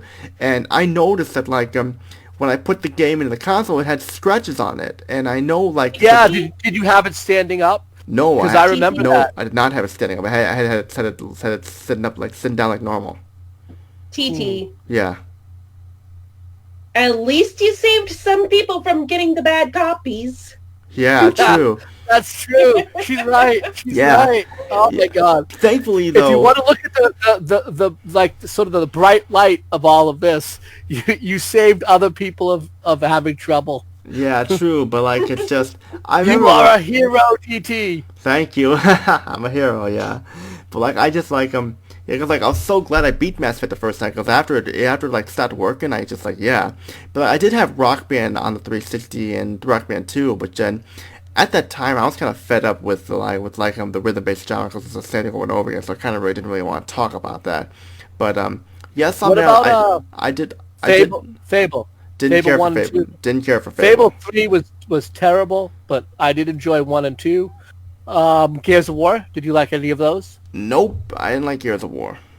So you don't like over the I do like him, but I didn't like Gears of War. I liked over the shooters. They call them cover shooters, right? I did like over the shooters, but I just did not like Gears of War. Gears of War was just slow, clunky, and boring. All right, I understand. I enjoyed the first 2 Gears of Wars, but I get it. Mirror's Edge. Did you like Mirror's Edge? Yeah, I loved Mirror's. I had it on the PS3. I loved Mirror's Edge. I mean, I don't like Mirror's Edge Catalyst, but I liked but I loved the original Mirror's Edge. And of course, Call of Duty 3 had that on the PS3, but I loved Call of Duty 3. My favorite Call of Duty game of all time, definitely. And have you seen the anti-piracy for Mirror's Edge? No. No. What is it? Why? Am I supposed to? pretty much the anti-piracy thing they put in Mirror's Edge is pretty much you can't grab onto anything. Well, So you're always going to run off the side of a building if you're trying to do the parkour. my brother had Mirror's Edge for the 360, but I was a big PS3 guy. I got it for the PS3 along with Far Cry 2 and like Borderlands and stuff like that, and like Star Wars Force Unleashed and such. I had all the feel like my brother had the 360 was my brother's console, the PS3 was my console. So yeah, I didn't really get to experience Mass Effect 2 until it came on the PS3 and stuff like that. But I was glad I waited. All But like the Bioshock games I played on the first one's the best. on the definitely totally agree. The third one was but all those games I played on the 360. Yeah, and also Condemned Criminal Origin, Condemned 2 Bloodshot. I wish Condemned Criminal Origin was on the PS3.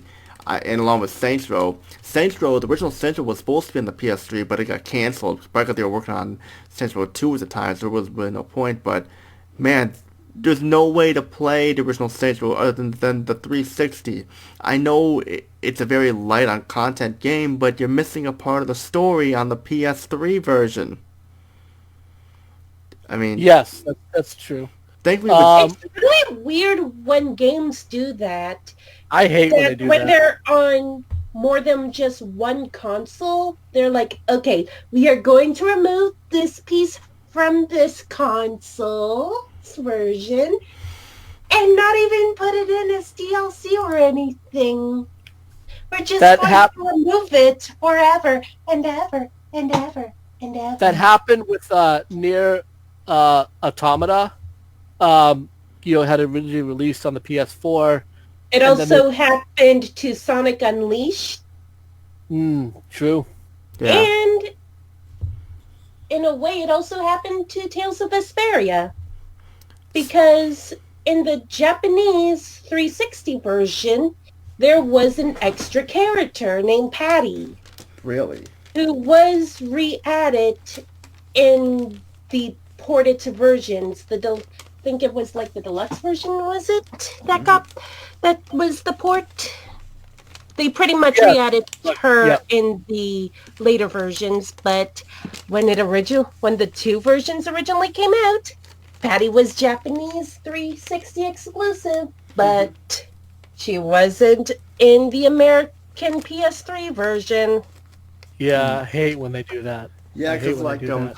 when it comes to some like other the Dark Souls games, I played all of those of the 360. Demon Souls was better. Demon Souls was better. Demon Souls was awesome. As I mentioned before, I played that on the PS3. But the Dark Souls games I played on the 360. It's crazy because as I go down and I look at a lot of the games that I really did enjoy on each system, I see that this was kind of really the time where, except for the the brand exclusives, most of the games were on both systems. For example, like Dead Space I enjoyed on both systems. Auto I enjoyed. Far Cry, Assassin's Creed, all on both systems. Now, I did really enjoy Forza Motorsports, and I still enjoy that today. And that, of course, was only on the 360. The Mass Effect games, all the systems. Although the Halo Reach and Halo ODST were only on the 360, but I really enjoyed those. Oh shoot, we forgot to mention Killzone 2 and 3 on the PS3. We forgot to mention those because those were top-notch games that didn't get a lot of love because of the control scheme. But yeah, like just had to cut that out. So didn't mean to interrupt you there. Sorry. It's okay. It happens. Yeah, it happens, definitely. The Batman games, I loved the Arkham Asylum games. Those were on both systems. Fallout, I loved Fallout 3, Fallout 4. Fallout 3 was much better than Fallout New Vegas and Fallout 4, definitely. I thought Fallout New Vegas was the best of them, and at least for me. I thought that was better than 3, and I think it's better than 4, but each to their own on those. I can understand. I did enjoy Modern Warfare, Call of Duty, and that was, of course, on both. It just seems like so many. Red Dead Redemption was an awesome game.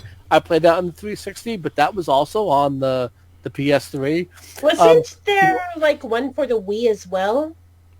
What? There was. It was a slight. I think it was a different game based on like the same Western style storyline, but because the Wii was so underpowered compared to the other systems, they had to like basically change the games.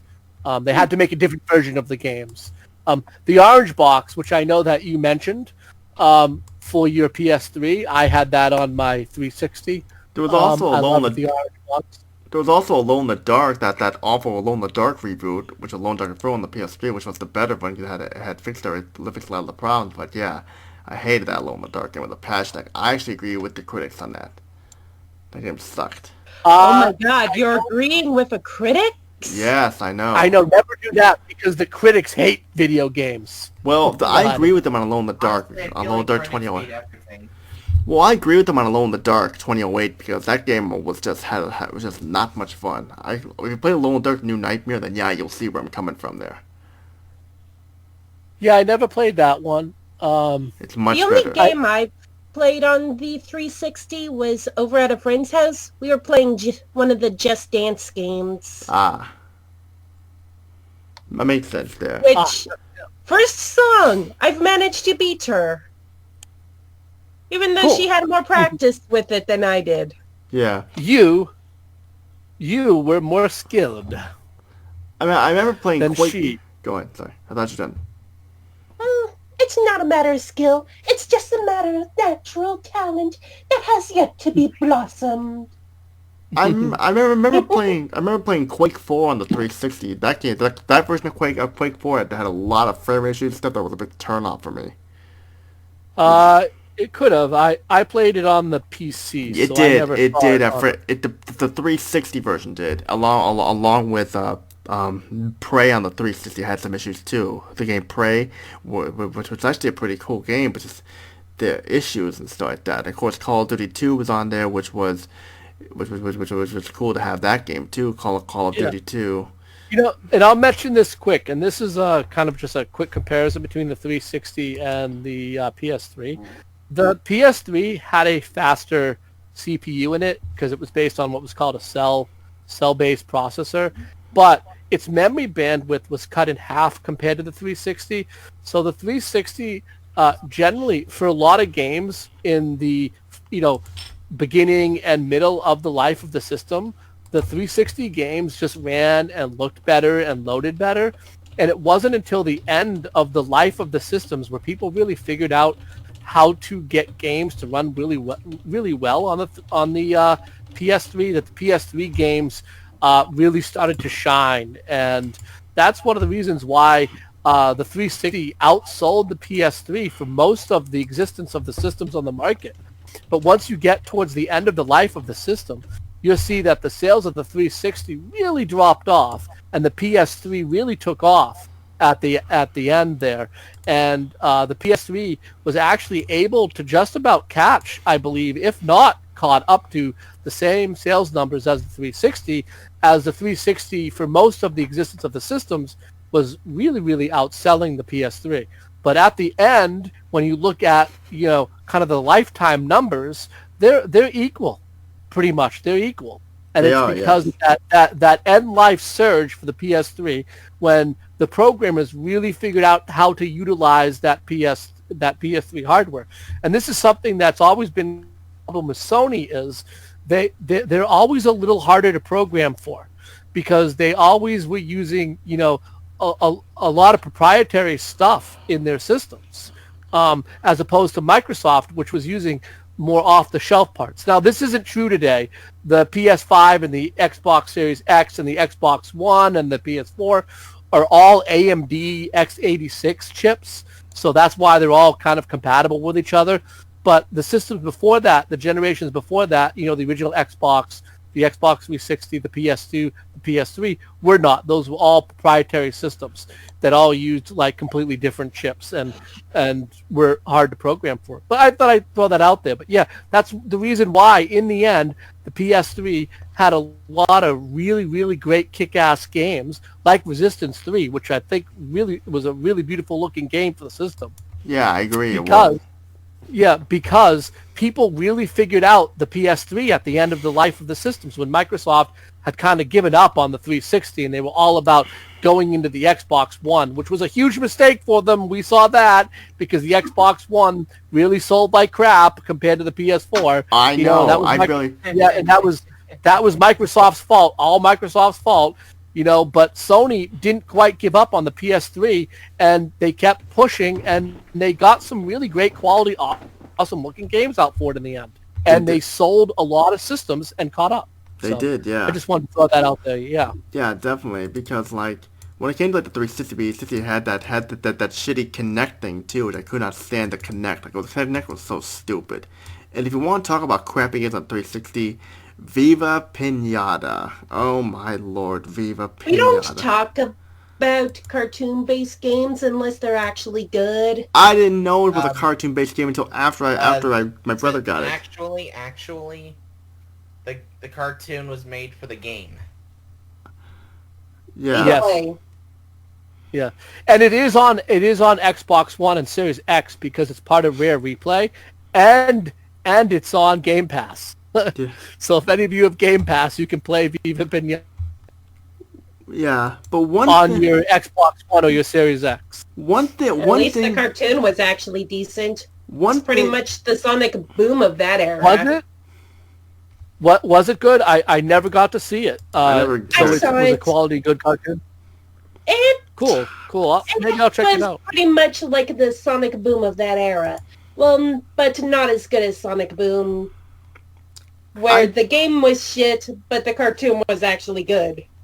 Well, in fact, when you're talking about... I'll check it out. When you talk about Xbox 360, there's one thing that annoyed me is that Ace Combat 6 Fires of Liberation was only a 360 exclusive. What the hell is that game doing on the 360 when all the other Ace Combat games run a Sony console? What the hell is this game doing on the 360 along with Ridge Racer 6? I mean, why is that? I mean, like... I remember money.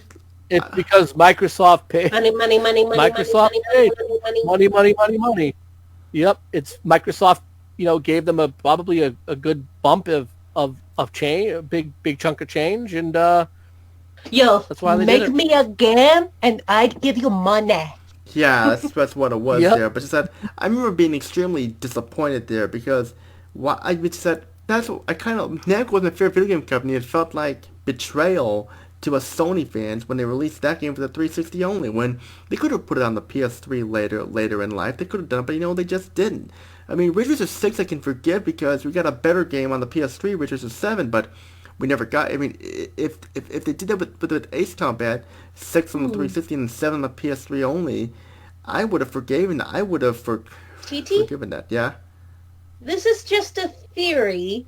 A game theory! Okay. Don't kill me, Matt Pat. Anyways, one of the two companies was trying to screw one or the other over. Yeah, that's probably what it was there, but it wasn't... I mean, if it was Tekken or Soul Calibur, that would have been terrible, because those are my two favorite video game consoles, and if that would have happened... Oh man, that would have been terrible if Tekken 6 was a 360 exclusive along with Soul Calibur 4 being a 360 exclusive. That would have been terrible. At least you didn't get the disaster that was on the Wii. Which was Soul Calibur in terms Legends? of Solar Calibur. What was wrong with that game? I know we're going to talk about what was wrong with that game, but I heard like it was just basically a crappy hack and slash game. What was wrong with that game? It was a mediocre hack and slash game. Like... It wasn't the worst hack and slash game. There's probably a lot worse out there. Like, it is playable. It's just not as good as other games you could be playing on the Wii. Yeah, I heard... You're better off playing Wii Sports compared to it. Yeah, in fact, that game reminded me of that awful Tenchu game, Tenchu Z, which was a series that I recently reviewed and stuff like that. But I will admit, I did like the interaction between Lloyd from Tales of Symphonia and Ivy from the Soul Calibur series. I can't because they actually did have a bit of something they can connect with, aka daddies. True that, yeah. But like just that if it weren't for the hardware failure and like the not that many good games on the 360, I probably would have gave it a better chance. But where it stands there, yeah, it just wasn't very good. And it sounds like to me that you was just my observation that you got put off by the fact that you had so much trouble with the systems failing, and I understand that. I think as far as the games catalog goes, the 360 games catalog was massive. It was massive. It was pretty impressive, and it's why everyone kind of thought that games catalog dominance was going to continue into the next generation with the Xbox One and the PS4, and we see that it didn't happen. But bigger isn't always better, you know. That is a good point. It is a very good point. But Microsoft's strategy as far as how they look at the game market is completely different than how Sony does, and this is has a lot to do with tech in general, and a topic for another podcast that we can do sometime. But their philosophies on how they look at the gaming industry are completely different, even going into this next generation with the Series X and the PS5. Look, I don't know if you know this, but you know that PSN itself is being totally rebuilt from the ground up, and the PSN that exists now is going to be eventually replaced with a whole new PSN system. And you know what company is building the new PSN system? What? Who? Microsoft. Weird. Because who knows Microsoft better than Microsoft?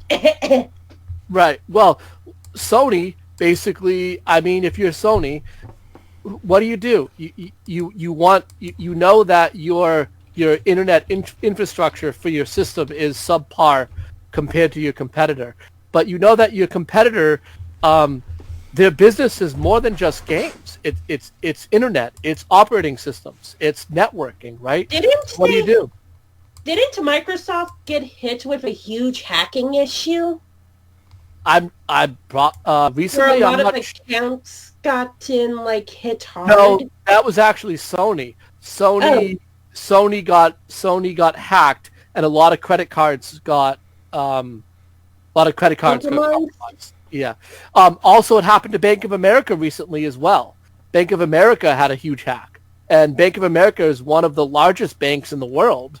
And for a bank of that size to get hacked, basically means anything to get hacked. Hey, the department... Technology, people, don't you love it? I know, exactly. Hell, the Department of Defense gets hacked all the time. The Pentagon. I remember a couple years ago, they didn't get into any of the military systems, but they were able to hack and download the entire payroll for the Department of Defense. So they literally had the payroll for everyone that works for the United States Department of Defense. Wow.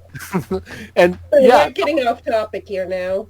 I know that's true, but I'm just saying. We're near the end anyway, so it's okay. Yeah, I'm just to segue out of everything, and I'm just saying that look, these companies behind the scenes are working together more than you believe, more than most people see. For example, I was just using the examples of Sony has actually hired Microsoft to rebuild their internet infrastructure for their video game system. So a company that you would think is their competitor in many respects is actually working on stuff for them, So, Grim. but we can get into that in another podcast. Yeah. Grim?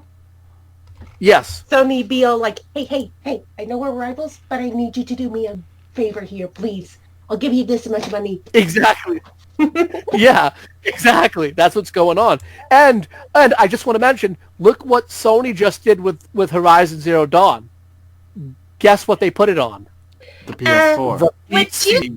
Hey, Steve, They put it on the would you like PC. to sell this game as well?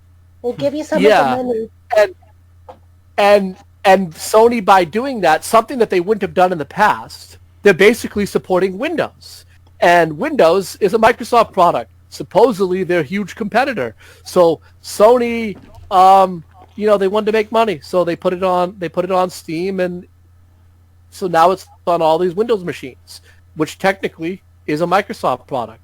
So these companies are becoming more and more intertwined, and with cloud gaming on the horizon, and the hardware that runs all of these systems being so similar, because remember, a PS4 and an Xbox One both run on an AMD Jaguar. The PS5 and the Xbox Series X both run under a RDNA 2 Zen 2 AMD chip. So the core, the hardware of all of these systems is exactly the same. So things are becoming more homogeneous. Things are becoming Connected? basically connected. And that's what's happening, even among these rival companies. And that's how I'll end off that topic. And maybe we'll bring this up as a whole podcast topic sometime. Yeah, But probably. And then all of the game companies will be, we are Legion, or we are... No. And then they're gonna brainwash us all. We're gonna be marching in the street, chanting their names.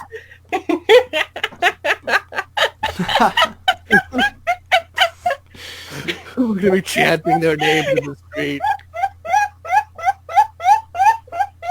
We are Legion. We will play your game. We are We Legion. will play your game. We are Legion. We The will play future your game. system, when all game companies come to be one, the Legion. We are Legion. We will play your game. We Legion will play your game and give it high scores and give it high ratings no matter what. Even if the game is trash. Even if the game is trash, we won't even know the difference anymore. Even if the game is trash, we won't even know the difference anymore. We Legion must respect our pals at the game companies. Wait, one of us will finally snap out of it and realize that they're just giving us different versions of Tetris and we didn't even know all along. How true that is. Version 722. You actually kind of sound like that robot voice from that one game. Mass Effect 2 Legion? You talking to me? I'm not sure what game or the character. Watchdog but- Legion. Oh, I never played Watch Dogs, so I don't know. But I was trying to quote Legion from Mass Effect 2. Yeah, you did kind of sound like it. You did a good job. Well, thank you. I did my best. You did a good job. Yay, TT, you did it. Thank you. But you got anything else to say before we wrap up this podcast here? I do not. I have said everything I've had to say about these systems. How about you, Link? Nothing to really say myself. Well, how about you, Sadet? The Wii is the best system. PS3 is rated. Nintendo forever! PS3, Wii, and 360 are the rankings for me. Nintendo! Yep. But next episode, we're gonna talk about the PlayStation 4, the Wii U, and the Xbox One. And we would talk about Nintendo Switch. I don't know if you guys want to talk about Nintendo Switch, we can do that also. But I think we'll save the Nintendo Switch for after we talk about PC gaming. okay. Yeah. Well, then after then the episode of that will be about PC That's gaming. way a little bit more time for the Switch passes. That's true. I mean, heck, we could do an entire episode just on the Switch. There's so many games for it. I only played a little bit of Switch, but I'll try my best to talk about it there. But yeah, like that'll be the next episode where we're gonna episode 6. We're gonna talk about the PlayStation 4, the Wii U, and the Xbox One. And what will we say about those? You have to find out next. But all we gotta say, the reviews will continue. Be on the lookout for them, and be sure to check out Grim Monolith and Sadet's YouTube channel. I know Link doesn't have a YouTube channel, but check out Sadet and Grim Monolith's YouTube channels. I'll post them in the link below so you guys can check them out. And just subscribe to them. They make good content, definitely. But that's all we gotta say. This is Tony, Grim Monolith, Sadet, and Link. Peace out, and see you all in the next episode. Happy gaming! Happy gaming! Game on! Happy gaming to you all, and game on from all of us.